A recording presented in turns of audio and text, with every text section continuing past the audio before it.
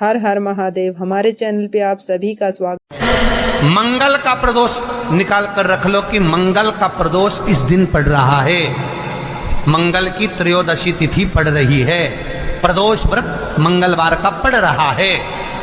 और जिन लड़का लड़की को मंगल होते हैं, जिन कन्या और वर को मंगल होते हैं, केवल शंकर भगवान के मंदिर में जाकर चौमुखी दिया, 4 बत्ती का दिया आटे का, उसमें घी डालकर लड़की शंकर भगवान के मंदिर में मात्र 7 बार शंकर पे से उतार कर 3 बार स्वतः उतार कर शिव के मंदिर में रख देती है। उसका मंगल आड़े आता ही नहीं है, मंगल नहीं आता सामने। मंगल प्रदोष व्रत का इतना महत्व है महाराज। जब जिस महीने में जो प्रदोष पड़े तो पड़ा करे, जब प्रदोष पड़े बन सके 1 बेलपत्र, बन सके 5 बेलपत्र, शमी पत्र, हरे मुंह, हरा मुंह, बेलपत्र, एक कलश के अंदर थोड़ा सा पानी लेकर 1 बेलपत्र, हरा मूंग, शमी पत्र डालकर और उसमें थोड़ा सा गुड़ डालकर भगवान शिव का स्मरण कर कर प्रदोष काल में, मान लो कोई काम आपका बहुत जरूरी है, बहुत दिनों से आप थक गए हैं, नहीं हो रहा, कर्जा बढ़ रहा है, धन नहीं आ रहा, व्यापार नहीं चढ़ रहा, या कोई समस्या बहुत प्रबल है, कोई एग्जाम में बैठ रहे हो नहीं हो रहा, परीक्षा भी दे दी है, रिजल्ट आने ही वाला है, तो भी प्रदोष काल में, प्रदोष के समय वो जल, मूंग, शमी पत्र और बेलपत्र और गुड़ का शंकर के शिवलिंग को समर्पित करना प्रारंभ कर दो। 2 या 3 प्रदोष करोगे, बाबा आपकी मनोकामना शीघ्र पूर्ण कर देगा। बहुत ध्यान से सुनना महाराज। सोमवार की प्रदोष पड़ती है तो शंकर भगवान कैलाश पर निवास करते हैं। मंगलवार की अगर प्रदोष पड़ती है, बहुत ध्यान से सुनना महाराज, सोमवार की प्रदोष पड़ती है तो शंकर भगवान कैलाश पर निवास करते हैं।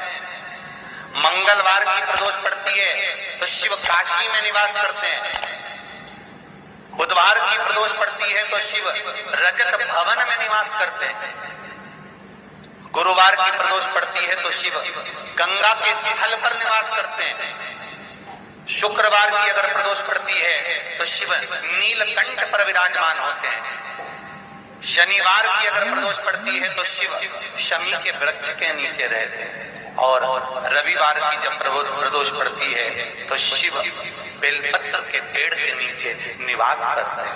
महाराज, ये एकादशी शंकर से कह रही है कि आपका स्थान ये नहीं कि आप कैलाश पर मिले, उस बार को, उस तिथि के दिन, उस अनुकूल।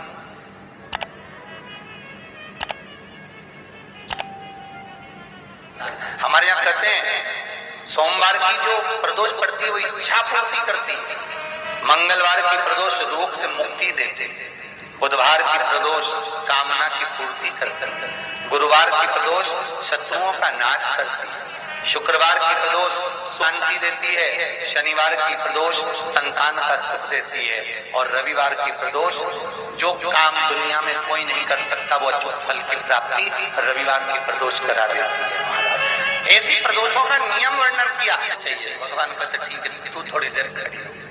एकादशी सम्मुख खड़ी हुई, पार्वती जी ने जिस अंगुष्ठ का जल पीने के लिए लिया था हाथ, बस पीने ही वाली थी, शंकर भगवान ने वही हाथ में जल लेकर एकादशी के हाथ में उसको देकर कहा, ले, ये मेरे द्वारा निर्मित एक व्रत है जिसे त्रयोदशी के दिन तूने मांगा है, मैं तुझे देता हूँ। आज इस व्रत का फल मैं तुझे प्रदान करता हूँ। अब तू जिस जीवात्मा को लेकर जाएगी उसका पाप प्रबल नहीं होगा। किसी स्त्री, पुरुष, बालक, बुजुर्ग जो भी होगा जिसने प्रदोष का व्रत करा होगा, वो जीवात्मा को तू किसी फल की कामना से नहीं, स्वतः ही लेकर चली जाए। उसमें कोई कामना नहीं है। बन सके जीवन में 11 प्रदोष या 26 प्रदोष करने के बाद आप उसका उद्यापन कर विराम भी दे सकते।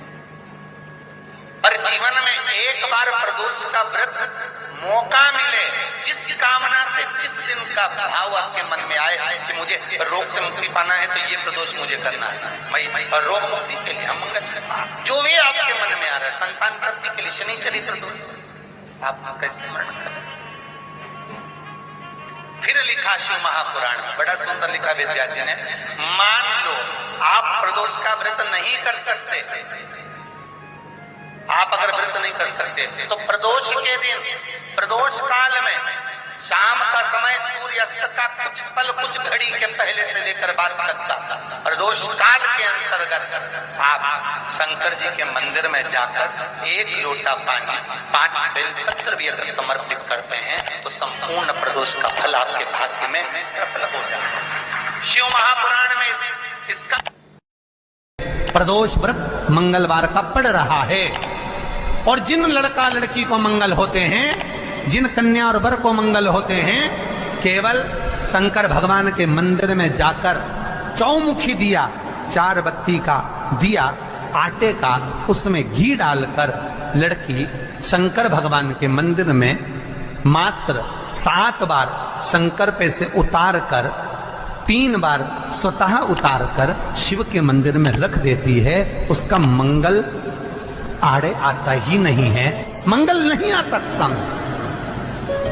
मंगल प्रदोष व्रत का इतना महत्व है महाराज। जब जिस महीने में जो प्रदोष पड़ा करे, जब प्रदोष पड़े, बन सके 1 बेलपत्र, बन सके 5 बेलपत्र, शमी पत्र, हरे मूंग, हरा मूंग, बेलपत्र, एक कलश के अंदर थोड़ा सा पानी लेकर 1 बेलपत्र, हरा मूंग, शमी पत्र डालकर और उसमें थोड़ा सा गुड़ डालकर भगवान शिव का स्मरण कर कर प्रदोष काल में, मान लो कोई काम आपका बहुत जरूरी है, बहुत दिनों से आप थक गए हैं, नहीं हो रहा, कर्जा बढ़ रहा है, धन नहीं आ रहा, व्यापार नहीं चढ़ रहा, या कोई समस्या बहुत प्रबल है, कोई एग्जाम में बैठ रहे हो नहीं हो रहा, परीक्षा भी दे दी है, रिजल्ट आने ही वाला है, तो भी प्रदोष काल में, प्रदोष के समय वो जल, मूंग, शमी पत्र और बेलपत्र और गुड़ का शंकर के शिवलिंग को समर्पित करना प्रारंभ कर दो। 2 या 3 प्रदोष करोगे, बाबा आपकी मनोकामना शीघ्र पूर्ण कर देगा। शंकर भगवान पर चढ़े हुए जल जब नीचे की ओर आता है, जिस जगह पर जल गिरता है उस जगह पर मात्र 1 दुर्वा प्रदोष के दिन अपनी कामना कर इस शरीर के सुख के लिए शंकर भगवान के जल गिरने वाले स्थान के पास में अवधूतेश्वर महादेव के नाम से रख दी जाती है, तो जिंदगी में कभी बड़ी बीमारी नहीं आती। उसी तरह जिससे रोग को समाप्त करने के लिए दुर्वा का प्रयोग किया जाता है। कभी ऐसा योग लगे आपके जीवन में कि आप जिस व्यापार को आपने करा उस व्यापार में आपको फल नहीं मिला, फिर आपने व्यापार चेंज करा, फिर बदल कर देखा, फिर उस व्यापार को कर देखा, उसमें फल नहीं मिला, फिर आपने वापिस व्यापार को बदलने का विचार किया, तो हमारा निवेदन रहेगा उस व्यापार को बदलने से पहले एक काम जरूर कर देखो। 3 स्थान पर बेलपत्र को चढ़ाकर देखिएगा।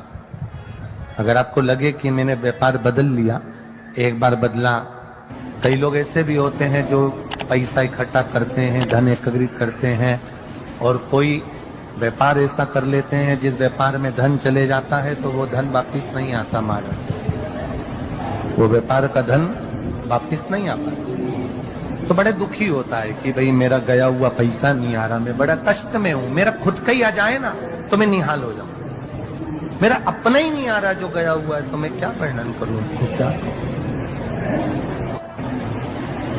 उनके लिए भी ये प्रयोग, ये शिव विद्येश्वर संहिता का ये भाव बड़ा सुंदर है। आप व्यापार पर व्यापार बदल कर देख लिए, धन भी हमारा कहीं डूब गया, आ नहीं रहा है, तो प्रयास करना 3 स्थान पर चढ़ाई गई बेलपत्र हमें सुख अनुभव कराएगी। बहुत ध्यान लगाइए। पहला, अशोक सुंदरी की जगह। अब ये बेलपत्र जब भी आप चढ़ाएंगे तो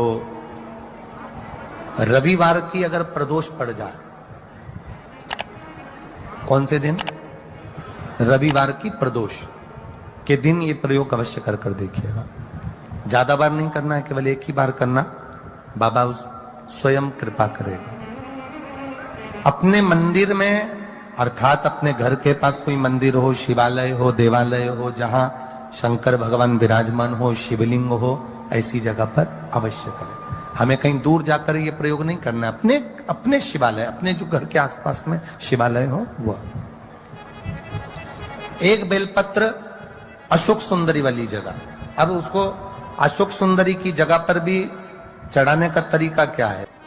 जब हम बेलपत्र चढ़ाएंगे तो उस बेलपत्र को चढ़ाते समय आपकी जो बेलपत्र की डंडी है, वो बेलपत्र, रविवार प्रदोष के दिन का ये उपाय है महाराज। ये बेलपत्र की जो डंडी है, इस डंडी का भाग शिवलिंग की ओर होना चाहिए। ये जो डंडी है, इसका भाग अशोक सुंदरी पर जब चढ़ाएंगे तो शिवलिंग की ओर इसका भाग होगा महाराज। दूसरी, बेलपत्र को जब हम समर्पित करेंगे, जया, विषहरा, शामरीवारी, दौतली, देव, मान लो जलाधारी ऊपर नहीं है शंकर जी के, तो उसका स्मरण कर कर 5 कन्याओं का नाम लेकर जया, विषहरा, शामलीवारी, दौतली, देव, इनका स्मरण कर कर शंकर भगवान के शिवलिंग पर बेलपत्र रखेंगे। बेलपत्र कहां रखना है?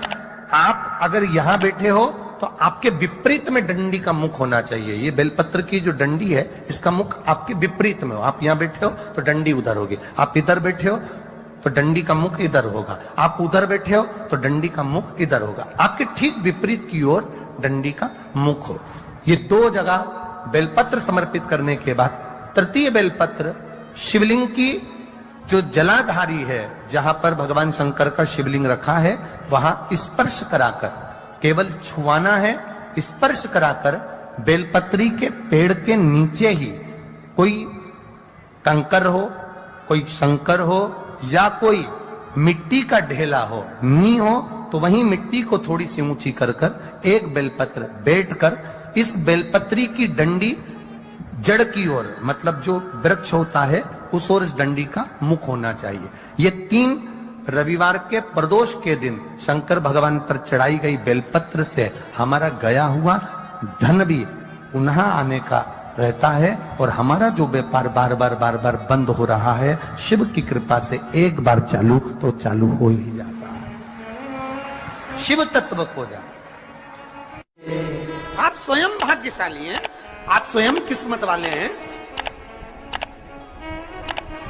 कोई कैसे कहते तुमको कि तुम अभागे हो? ना ना, हमारे बराबर भाग्य नहीं है किसी का। तुम्हारी ग्रह खराब है, तुम्हारे ग्रह खराब है। संभेश्वर महादेव का नाम 7 कनेर के पुष्प, कितने? 7 कनेर मालूम है? ये रोड पर जो जाते हो डिवाइडर में पीला पीला फूल लंबा, जो कि पशु पक्षी कोई नहीं खाता, जहरीला फूल माना जाता है। कनेर के 7 फूल, एक बेलपत्र। जिस समय पर कनेर का फूल बेलपत्र के साथ चढ़ाया जाएगा तो 7 कनेर के पुष्प सीधी बेलपत्र पर आपको रखना।